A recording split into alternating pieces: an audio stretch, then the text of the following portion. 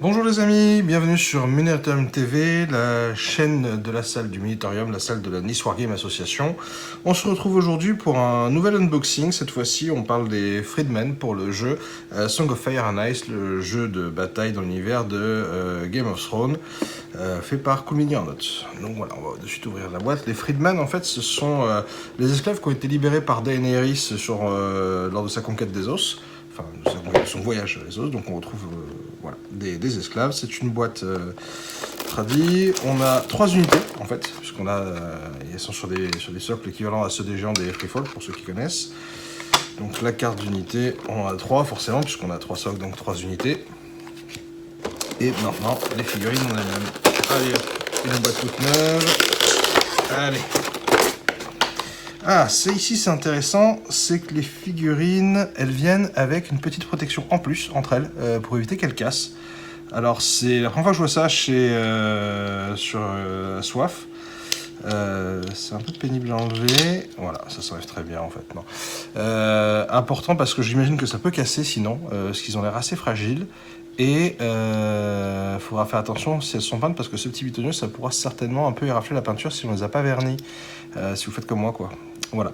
Donc 3 petites figurines sur le socle. Bon, j'aurais espéré un peu plus pour une horde en fait, hein, mais voilà, on comprend, on saisit l'idée. Donc voilà, on a des esclaves, ils sont habillés en haillons, ils ont des armes improvisées, rien d'extraordinaire, mais effectivement, peut-être que s'ils sont nombreux, ils peuvent faire quelque chose, mais là, comme ça, effectivement, c'est pas bien effrayant. C'est pas bien effrayant comme ça sur un champ de bataille. Après, j'avoue que l'effet nuée, en jouer plusieurs, ça peut être sympa.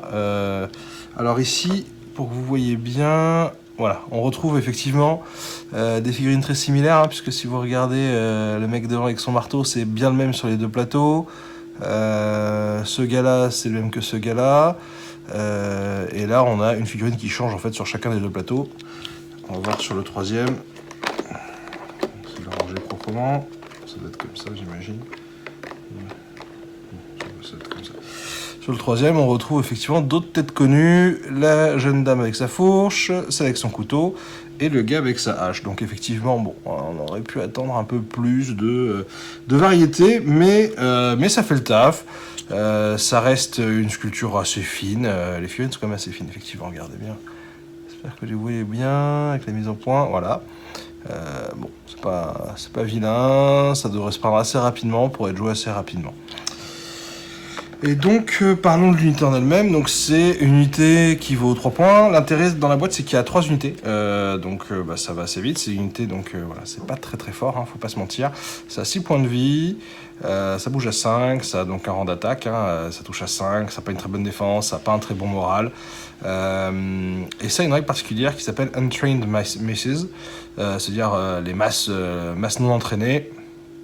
Donc en fait on explique justement ce que je viens de dire, donc ça a 6 points de vie, elle ne donne jamais de points de victoire, elle ne peut jamais prendre d'objectif, et l'autre règle en fait c'est que si elle commence son tour à long range d'une unité qui est... Enfin, il faut qu'elle commence son tour à long range d'une unité qui n'est pas Untrained Messi, c'est-à-dire qu'ils ne peuvent pas être à long range d'une autre unité de Freedmen, parce que sinon elle est détruite en fait, tout simplement. Donc il faut toujours qu'ils aient un copain avec une unité entraînée en fait entre guillemets, qui puisse donc les soutenir, les aider, sinon ça se déborde quoi. Après ils ont une autre règle spéciale, c'est gang up, donc quand ils se groupent et qu'ils attaquent,